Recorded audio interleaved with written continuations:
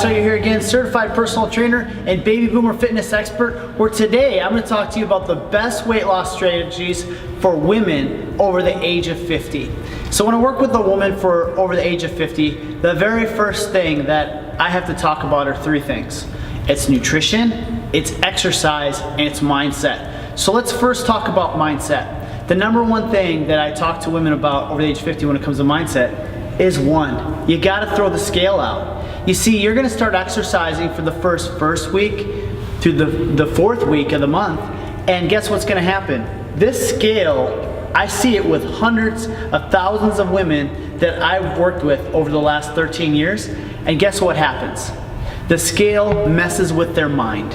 The scale screws up all the positive things that they're doing, right? Because why did you start? You wanted weight loss, right? Yeah, you wanted weight loss. So basically what's happening is this. You start an exercise routine. You're working out 3 to 4 days with weights. You're doing your cardiovascular training. You're following your meal plan. But then you hop on the scale and you haven't lost any weight, right? You're like, what just happened?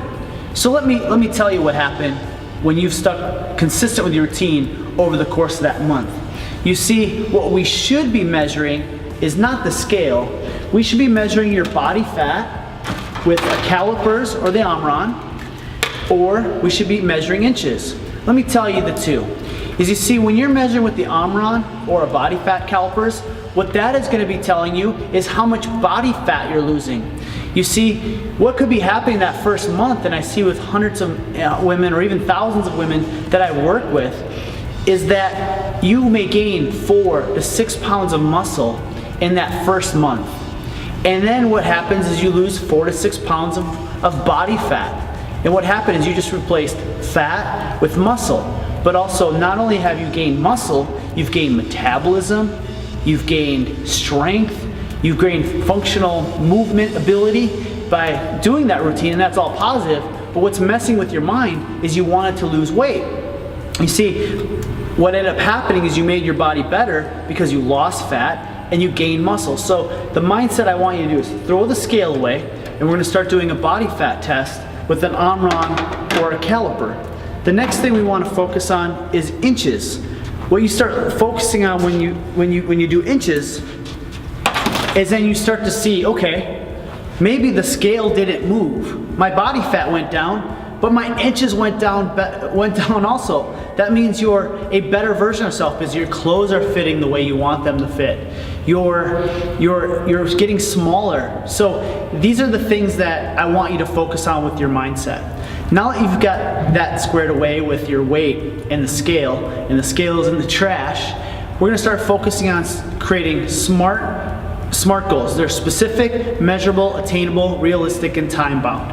I want you, when you're first starting out, I want you to focus on losing anywhere from 4 to 8 pounds in a month. Anything focusing on more than that, it's not a realistic strategy. Yes, I could help you lose 30 pounds.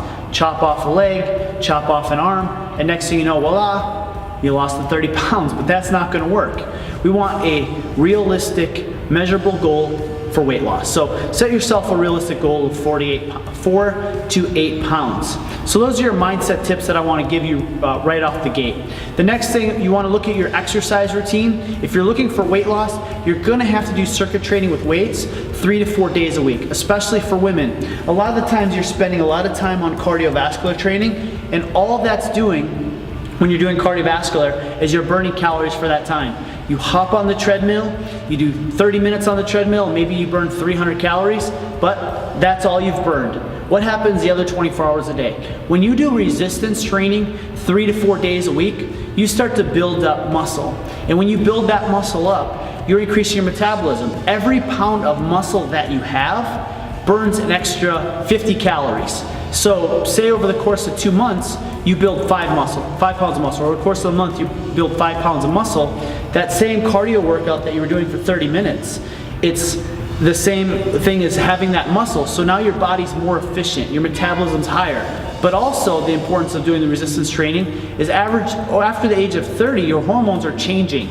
And you start to lose anywhere from 1% to 0.5% of muscle a year over the age of 30, and you can lose 5 to 10 pounds of muscle, so your metabolism crashed. I see it many times where women come into the gym here and they're like, hey, I'm doing the same exercise routine, I'm eating the same foods, but I'm packing on weight. Why is that? It's because you've lost that muscle over time, and we need to really focus on resistance training. So let's focus on your resistance training 3 to 4 days a week. And then we want to focus on our cardiovascular training. What I focus on with cardiovascular training, we do 2 days of high intensity interval training. And what that looks like is you could take a spin class, you could find your favorite piece of cardio equipment, and you'll do, say, for a beginner, 1 minute to 30 seconds higher intensity, followed by 3 minutes of a lower intensity. So maybe lower intensity heart rate about 120 for those 3 minutes, and then bringing that heart rate up to about 100 to 150 beats per minute for that 30 seconds to a minute, and then bringing it back down. What that's gonna do, it's gonna give you elevated metabolism outside of the gym, but also it's gonna be working more of those type 2B muscle fibers that most women don't work, which traditional cardio works more type 1 muscle fibers, but I don't want to go into the science of that other than it's just going to help challenge your body in a way to maintain that muscle mass. The last thing I want you to do is focus on nutrition, and what's usually different than men than when it comes to women over the age of 50 and weight loss is when I look at a woman's food journal. Their food journal is usually not eating anything, and I saw that with one of my first clients that I worked with, and the first thing I said to her was, I need you to start eating more food. She was eating nothing, but she was over 300 pounds. Why is that? You see, when you're not eating, you're not bringing in nutrients to your body that it needs for just general health, but also you're not bringing the nutrients for your metabolism. So what we found with her is her body was saying, hey, you know, you're starving me, we don't want to die. When we do get food, let's hold on to it. Let's hold on to this fat. So I had her bring her calories up to 1,200 on some days, 1,500 on other days with her exercise.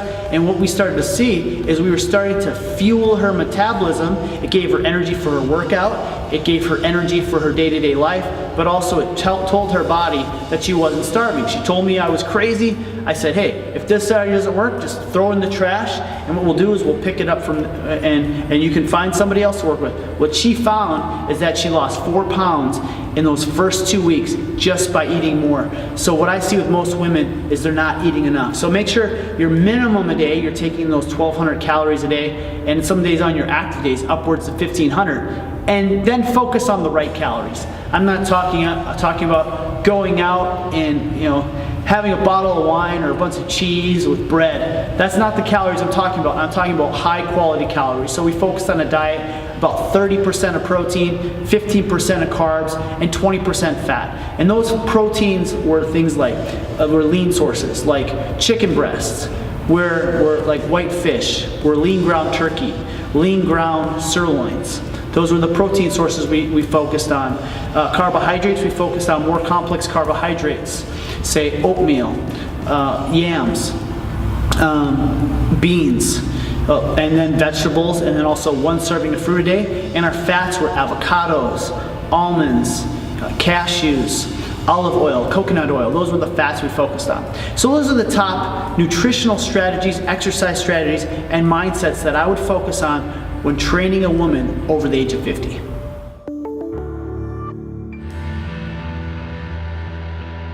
Brian Stecker here again, and I hope you enjoyed the video as much as I made the video.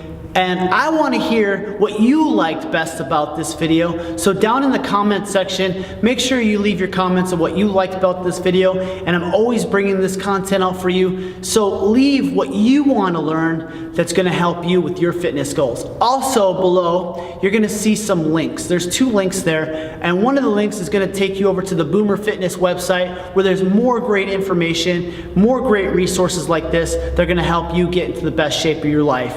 Also, there's another link down there that you can click on that's going to take you over to 4 free workouts. You can enter your email address in, and then I'll send you those workouts right away. Also, you'll notice that there's a subscribe button. Make sure you subscribe to this channel so you can keep updated with all the great content that comes out on a day-to-day basis. You guys make it a great day.